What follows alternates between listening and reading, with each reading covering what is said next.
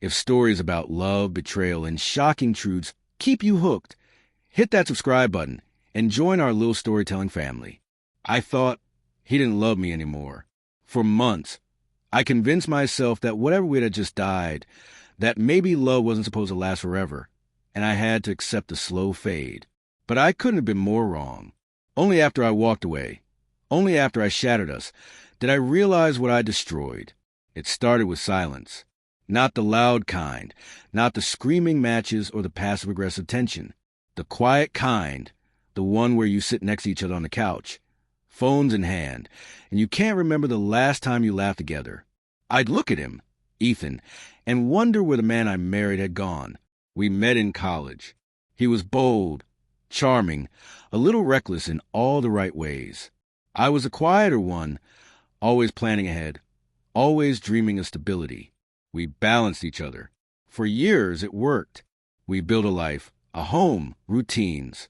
But slowly, those routines became ruts. He'd come home later. I'd stop asking why. He'd stop noticing my new haircut. I'd stopped waiting for compliments. At some point, I started believing he had already checked out. Then came the business trip. Just a few days in Miami, he said, barely looking up from his suitcase. I nodded. I didn't even kiss him goodbye. That should have been my sign. Instead of using that time to reflect or fight for us, I made the biggest mistake of my life. His name was Caleb. He was a friend of a friend. I met him at a rooftop bar during a girls' night out that turned into a therapy session about my failing marriage. He listened, really listened. He told me I deserved to feel adored. I let that sentence live in my head, rent-free, for the next week. At first, it was just messages, then coffee, then dinner. I told myself it was harmless. I needed to feel seen, to feel like I mattered.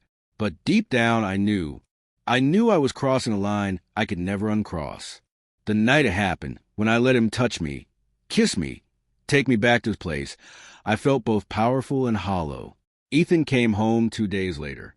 He looked exhausted. Flight delays, he muttered, tossing his bag onto the floor. I asked nothing. He offered nothing. We fell asleep on opposite ends of the bed. The affair didn't continue.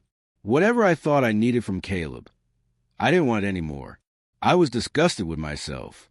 Even worse, I didn't feel guilty, not really. I justified it. I told myself Ethan had already emotionally abandoned me, that I'd simply beaten him to the punch. Then I found the box, tucked behind a row of old tax documents in the closet, while looking for our passports. It stopped my heart. Inside were airline tickets, a folded letter, and a jewelry case. The tickets were for a surprise anniversary trip, meant to happen in 2 weeks. The letter was handwritten in Ethan's messy, nervous handwriting, and every word bled love. He wrote about feeling distant from me, how it terrified him, how he wanted to fight for us. He mentioned therapy, new traditions, even dancing lessons, because I always said I had 2 left feet, and he wanted to prove me wrong. Then I opened the jewelry box. Inside was a delicate gold bracelet, engraved with our initials and the coordinates of where we met. I collapsed on the closet floor. He hadn't checked out. He was planning his way back to me. I was the one who had left. I tried to act normal, pretended I didn't know.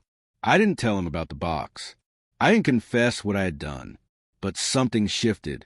I started showing up again, emotionally. I touched his arm when I passed him, laughed at his dry jokes, asked about his day, and really listened. He noticed. He smiled more, reached for my hand again. We even made love one night, the way we used to, slow and searching. For a moment, I thought maybe I could bury the past and build a new future. But secrets don't stay buried. Not when you've broken something sacred. 2 days before our anniversary, Caleb texted me. I didn't expect to feel this way. I miss you. Ethan was sitting beside me.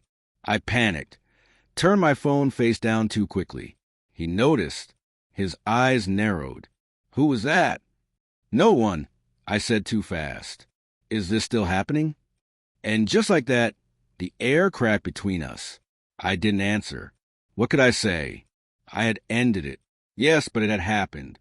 Ethan stood, walked to the hallway, came back with a black box in his hand. My stomach flipped. You found this, didn't you? I nodded. tears rising. "I was going to surprise you," he said. "I thought I could still fix it. I thought I had time, Ethan." "I don't," I said. "Just tell me the truth. All of it." And I did. Every ugly detail, every lie. I cried so hard I couldn't breathe. He didn't say a word, just sat there motionless. The next morning he was gone. No note, just his wedding band left on the kitchen counter.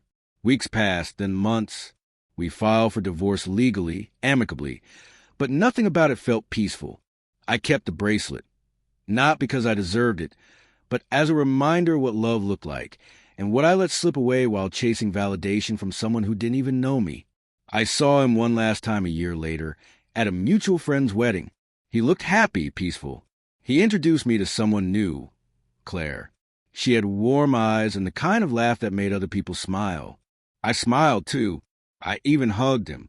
Then I walked away, not because I didn't love him anymore, but because now I finally understood what love was, and I didn't deserve his anymore.